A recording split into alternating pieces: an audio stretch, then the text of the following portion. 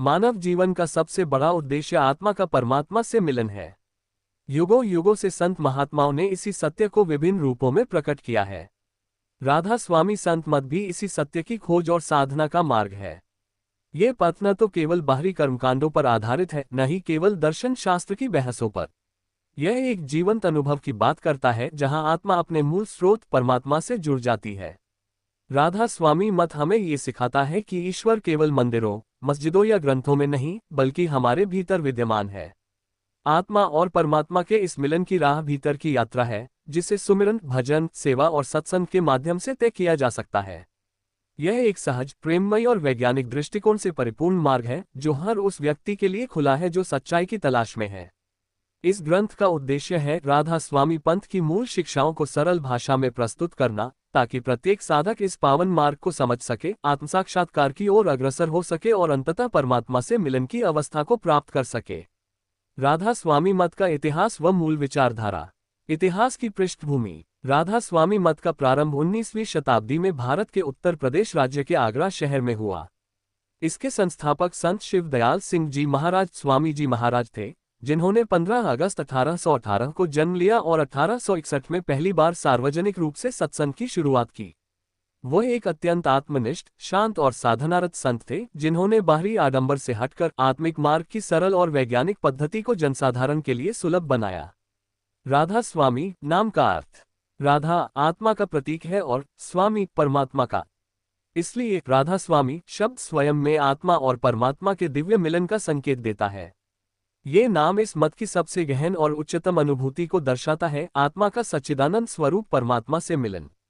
मुख्य विचारधारा। 1. ईश्वर एक है और सबके भीतर है। वह न तो किसी धर्म या संप्रदाय में बंधा है, न किसी जाति या देश का मोहताज है। 2. मनुष्य का अंतिम लक्ष्य आत्मा का परमात्मा से मिलन है। जीवन केवल भौतिकता तक सीमित नहीं, बल्कि एक आध्यात्मिक यात्रा है। 3. गुरु की अनिवार्यता। केवल एक पूर्ण संत या सद्गुरु ही जीवात्मा को परमात्मा से जोड़ सकता है। गुरु ही ब्रह्म और शब्द का रहस्य प्रकट करता है। 4. सुमिरन, भजन और ध्यान की साधना। आंतरिक शब्द शब्दधुन नाद के सहारे आत्मा को ऊपर उठाकर परमात्मा तक पहुंचाया जाता है। 5. संतुलित जीवन, गृहस्थ जीवन, सेवा, नैतिकता और आध्यात्मिक अभ्यास का सुंदर समन्वय। 6. सभी धर्मों का सम्मान। राधा स्वामी मत किसी भी धर्म का विरोध नहीं करता, बल्कि उनकी मूल आत्मिक शिक्षा को स्वीकार करता है। आत्मा और परमात्मा का संबंध। आत्मा क्या है? आत्मा वह चेतन शक्ति है जो हमारे भीतर जीवन का संचार करती है। यह अमर, अजर और अविनाशी है। शरीर, मन और बुद्धि तो केवल इसके माध्यम हैं। वास्तविक मैं आत्मा ही है। ये शरीर के नाश के साथ समाप्त नहीं होती, बल्कि जन्म मरण के चक्र में घूमती रहती है, जब तक कि इसका मिलन परमात्मा से न हो जाए।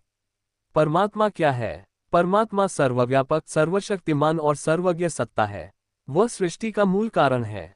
उसे अनेक नामों से जाना जाता है, ईश्वर, अल्लाह, वाहेगुरु, राम आदि, परंतु वह नामों से परे है। राधा स्वामी मत में उसे स्वामी या शब्द कहा जाता है, जो नाद रूप में आत्मा को भीतर अनुभव होता है। आत्मा परमात्मा का संबंध। आत्मा परमात्मा की ही अंश है। जैसे लहर समुद्र का ही भाग होती है, वैसे ही आत्मा भी उसी दिव्य स्रोत से उत्पन्न हुई है। जब आत्मा संसार की माया, वासनाओं और कर्मों में उलझ जाती है, तो वह अपने मूल को भूल जाती है। इस भूल भुलैया से बाहर निकलने के लिए ही संत मार्गदर्शन करते हैं। ये संबंध कैसे टूटता है? 1. अज्ञान, अविद्या। आत्मा ये समझ ही नहीं पाती कि वह कौन है। 2. मन और इंद्रियों का आकर्षण, विषय वासनाओं में फंसकर आत्मा नीचे की ओर गिरती है। 3. कर्मों की जंजीर, अच्छे बुरे कर्म आत्मा को जन्म मरण के चक्र में बांधे रखते हैं। फिर से मिलन कैसे संभव है? सद्गुरु की कृपा और आत्मिक साधना के द्वारा यह मिलन संभव है। जब आत्मा गुरु के बताए मार्ग पर चलती है, सुमिरन, सेवा, भजन और सत्संग को अपनाती है, तो धीरे धीरे वह अपनी दिव्यता को पहचानने लगती है और परमात्मा की ओर बढ़ती है। 4. गुरु का महत्व और महिमा। गुरु कौन है? गुरु वह दिव्य सत्ता है जो आत्मा को उसके वास्तविक स्वरूप का ज्ञान कराती है और उसे परमात्मा से मिलाने का मार्ग दिखाती है। गुरु केवल एक शिक्षक नहीं, वह तो साक्षात ज्ञान स्वरूप, प्रेम स्वरूप और कृपा स्वरूप होते हैं। राधा स्वामी मत में गुरु को सर्वोपरि स्थान दिया गया है, क्योंकि वही आत्मा को जन्म मरण के चक्र से मुक्त करने में समर्थ होते हैं। गुरु का कार्य। 1. ज्ञान का प्रकाश देना। गुरु आत्मा को अज्ञान के अंधकार से निकालते हैं। 2. नाम ध्यान मंत्र की दीक्षा देना जो आत्मा को भीतर की यात्रा पर ले जाता है। 3. आत्मिक अनुभव कराना, गुरु केवल उपदेश नहीं देते, अनुभव की ओर ले जाते हैं। 4. संकटों में मार्गदर्शन, बाह्य और आंतरिक दोनों ही स्तरों पर शिष्य का मार्गदर्शन करते हैं। 5. कर्मों का क्षय करना, उनकी कृपा से पुराने जन्मों के कर्म कटते हैं और आत्मा हल्की होकर ऊपर उड़ने लगती है। गुरु की महिमा संतों की दृष्टि में। कबीर साहिब कहते हैं, गुरु गोविंद दोनों खड़े काके लागू पाए, बलिहारी गुरु आपने गोविंद दियो मिलाए। गुरु अर्जुन देव जी लिखते हैं, गुरु पारब्रह्म परमेश्वर, गुरु के पास बसे हरि नामा। स्वामी जी महाराज कहते हैं, जो सद्गुरु की शरण है वो भवसागर तर जाएगा। गुरु के बिना मुक्ति क्यों असंभव है। हमारी आत्मा माया, मन और वासनाओं में इतनी बंध चुकी है कि केवल प्रयास करने से यह बंधन नहीं टूटते। एक पूर्ण गुरु ही हमें उस धुन शब्द से जोड़ सकता है जो आत्मा को परमात्मा तक पहुंचाती है। ये शब्द धुन साधारण नहीं बल्कि चेतन शक्ति है जो केवल गुरु की कृपा से प्रकट होती है। गुरु की शरण में जाना क्यों आवश्यक है। गुरु की शरण आत्मा के लिए सुरक्षा कवच की तरह होती है। संसार में जहां हर पल परिवर्तन है, वहां केवल गुरु ही ऐसा आधार है जो शाश्वत है। उनकी शरण में आकर शिष्य को न केवल मानसिक शांति मिलती है बल्कि आत्मिक बल भी प्राप्त होता है। साधना पद्धति, सुमिरन, भजन, सेवा और ध्यान। राधा स्वामी मत की साधना पद्धति अत्यंत सरल, व्यवहारिक और अनुभव सिद्ध है। इसका मूल उद्देश्य है आत्मा को भीतर की यात्रा पर ले जाकर परमात्मा से मिलाना। यह कोई बाहरी कर्मकांड या दिखावा नहीं बल्कि अंतर्मुखी अभ्यास है जो प्रतिदिन प्रेम, लगन और श्रद्धा से किया जाता है। 1. सुमिरन, नाम का स्मरण। सुमिरन का अर्थ है गुरु द्वारा दिए गए पवित्र नामों का लगातार स्मरण। ये नाम आत्मा को मन से अलग करने में सहायक होते हैं और भीतर शांति उत्पन्न करते हैं। सुमिरन मन को एकाग्र करता है और आत्मा को धीरे धीरे ऊर्ध्व दिशा में ले जाता है। कैसे करें सुमिरन। एक शांत स्थान पर बैठकर आंखें बंद करके धीमे स्वर या मानसिक रूप से गुरु नाम का जाप करना। लाभ, मन की चंचलता शांत होती है, आत्मा में शक्ति और शांति आती है, कर्मों का क्षय होता है। 2. ध्यान, भीतर की यात्रा। ध्यान का अर्थ है आत्मा को मन और इंद्रियों से हटाकर भीतर की ओर लगाना। राधा स्वामी मत में इसे धुन सुनने की साधना भी कहा गया है, जहां साधक अंतर के शब्दनाद को अनुभव करता है। ये शब्द ही आत्मा को परमात्मा तक ले जाने वाला वाहक है। प्रारंभिक स्थिति में ध्यान का अभ्यास।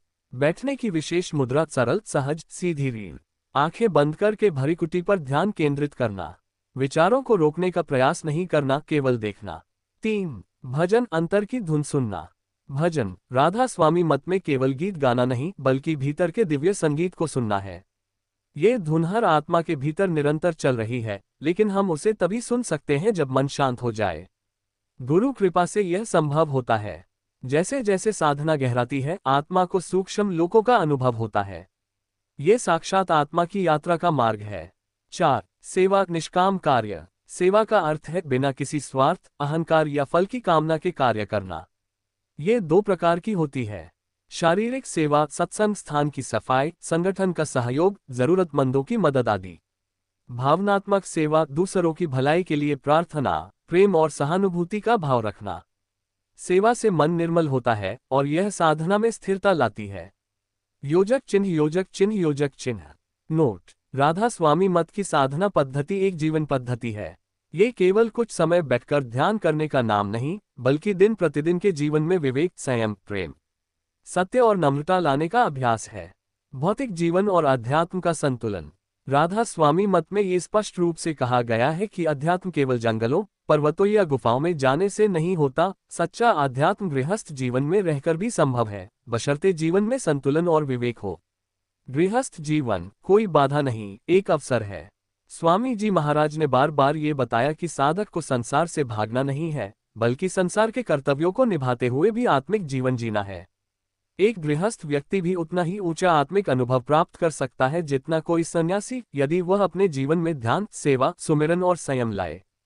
संतुलन का अर्थ क्या है। 1. कर्तव्य और भक्ति का समन्वय। परिवार, व्यवसाय, समाज, सभी कर्तव्यों का ईमानदारी से पालन। साथ ही रोज ध्यान, सुमिरन और सत्संग के लिए समय निकालना। 2. संपत्ति का सदुपयोग। धन और साधनों का उपयोग केवल भोग विलास के लिए नहीं बल्कि सेवा, दान, जरूरतमंदों की सहायता और संतों के कार्यों में लगाना। 3. मन और आत्मा का अंतर समझना। मन भौतिकता की ओर खींचता है, आत्मा शांति और आनंद की ओर। इन दोनों के बीच संतुलन साधने वाला ही सच्चा साधक होता है। 4. प्रलोभनों से सावधान रहना। विज्ञापन, सोशल मीडिया, तात्कालिक सुख, ये सब मन को विचलित करते हैं। नियमित साधना से ही इनसे उबरना संभव है। राधा स्वामी मत में गृहस्थ संतों का उदाहरण। स्वयं स्वामी जी महाराज ने गृहस्थ जीवन जिया। हजूर महाराज, बाबा जयमल सिंह जी, बाबा सावन सिंह जी, सभी ने परिवार और समाज के बीच रहते हुए उच्चतम आध्यात्मिक ऊंचाइयां प्राप्त की। गृहस्थ जीवन में आध्यात्म के लाभ। मन स्थिर और संतुलित होता है। परिवार में प्रेम, समझदारी और सौहार्द बना रहता है। जीवन में एक उद्देश्य और दिशा आती है। मृत्यु का भय कम होता है क्योंकि साधक जानता है कि वह शरीर नहीं, आत्मा है। साखियां और अनुभव कथाएं। इस अध्याय में हम राधा स्वामी मत से संबंधित संतों की प्रेरणादायक साखियां, साधकों के आत्मिक अनुभव और जीवन में घटित चमत्कारिक घटनाओं का वर्णन करेंगे। ये साखियां केवल मनोरंजन या कथा नहीं हैं, ये आध्यात्मिक मार्गदर्शन, श्रद्धा और गुरु कृपा की जीवंत मिसालें हैं। योजक चिन्ह, योजक चिन्ह, योजक चिन्ह।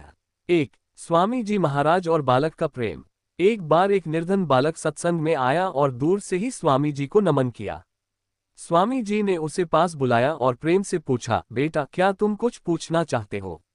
बालक बोला, महाराज, बस ये जानना है कि आप जैसा दिव्य स्वरूप मुझे भी कभी मिलेगा। स्वामी जी मुस्कुराए और बोले, तू नाम का सुमिरन कर और अपने अंतर में उतर, वही स्वरूप तुझमें भी है। ग्रेटर देन संदेश। गुरु केवल उपदेशक नहीं, भीतर के प्रभु की झलक दिखाने वाले दर्पण होते हैं। योजक चिन्ह, योजक चिन्ह, योजक चिन्ह। 2. हजूर महाराज और व्यापारी का संशय। एक व्यापारी सत्संग में आता था पर मन में संदेह रहता था। एक दिन हजूर महाराज ने उसे देखा और कहा, तुम व्यापार में लाभ हानि पर विश्वास करते हो, तो आत्मा पर क्यों नहीं? व्यापारी ने कहा, पर महाराज, कुछ दिखाई तो दे। हजूर बोले, ध्यान कर, जो दिखेगा वो तुझे बदल देगा। कुछ महीनों की साधना के बाद वही व्यापारी रोते हुए बोला, अब मैं जान गया कि आत्मा सचमुच परमात्मा की झलक है। ग्रेटर देन संदेश। सच्चा अनुभव केवल श्रद्धा और अभ्यास से आता है, तर्क से नहीं। योजक चिन्ह, योजक चिन्ह, योजक चिन्ह। 3. एक साधिका की सेवा भावना। एक वृद्ध साधिका जो ध्यान में नहीं बैठ पाती थी, केवल रसोई में सेवा करती थी। एक दिन सत्संग में कहा गया कि सेवा भी ध्यान है। रात को उसे स्वप्न में स्वर आया, तेरी सेवा को हम ध्यान मानते हैं, तू हमारे समीप है। ग्रेटर देन संदेश। गुरु भाव को देखते हैं, कर्म को नहीं। योजक चिन्ह, योजक चिन्ह, योजक चिन्ह। 4. भीतरी शब्द का प्रथम अनुभव। एक नवयुवक जिसने पहली बार नाम लिया था, रात में अभ्यास के दौरान एक मधुर झनकार सुनने लगा। वह भयभीत हो गया और दौड़कर सत्संगी से पूछा, क्या ये ठीक है? उसने मुस्कुराकर कहा, बधाई हो, ये शब्द की पहली झलक है, तू अब लौटने की राह पर है। ग्रेटर देन संदेश। साधना का फल निश्चित है, बस विश्वास और धैर्य चाहिए। नैतिकता व जीवन मूल्य। राधा स्वामी मत केवल ध्यान, भजन और सेवा की बात नहीं करता, यह एक पूर्ण जीवन पद्धति है जो साधक के आचरण, व्यवहार, विचार और दृष्टिकोण को भी शुद्ध करता है। साधना तभी फलवती होती है जब जीवन में नैतिकता और उच्च मानवीय मूल्य हो। 1. सत्यनिष्ठा, सच्चाई। एक राधा स्वामी साधक हमेशा सत्य बोलता है। वह अपने व्यवहार, व्यापार, संबंधों और बातों में ईमानदारी बरतता है। स्वामी जी कहते थे, झूठ आत्मा को नीचे गिराता है और शब्द से तोड़ता है। 2. अहिंसा, दयालुता और करुणा। केवल शारीरिक हिंसा नहीं, कठोर वचन और द्वेषपूर्ण विचार भी हिंसा है। राधा स्वामी साधक प्राणिमात्र में आत्मा को देखता है और दया भाव रखता है। शाकाहार इसका अनिवार्य भाग है। 3. संयम, इंद्रियों पर नियंत्रण। इच्छाओं और वासनाओं पर नियंत्रण ही साधना की जड़ है। संयम का अर्थ है मन को बाह्य आकर्षणों से हटाकर भीतर की ओर मोड़ना। संयमी जीवन आत्मा को शांति और गहराई देता है। 4. सेवा और विनम्रता। सच्चा साधक कभी घमंड नहीं करता, चाहे कितना ही ज्ञानी या संपन्न क्यों न हो। वह सेवा को सौभाग्य मानता है और सबको सम्मान देता है। गुरु की आज्ञा का पालन उसका धर्म होता है। 5. संतोष, संतुष्टि। साधक जानता है कि असली सुख बाहरी वस्तुओं में नहीं, भीतर के अनुभव में है। वह लालच से दूर रहता है और जीवन में जो भी मिले उसे प्रभु की कृपा मानता है। 6. क्षमा और सहिष्णुता। जिसने आत्मा का अनुभव किया है, वह दूसरों की गलतियां माफ कर सकता है। वह क्रोध नहीं करता, बल्कि शांति और समझदारी से कार्य करता है। योजक चिन्ह, योजक चिन्ह, योजक चिन्ह। राधा स्वामी मत का आदर्श साधक वह है जो समाज में रहते हुए भी अध्यात्म से जुड़ा हो, जो भीतर से शांत, बाहर से विनम्र और आचरण से सत्यनिष्ठ हो। योजक चिन्ह, योजक चिन्ह, योजक चिन्ह।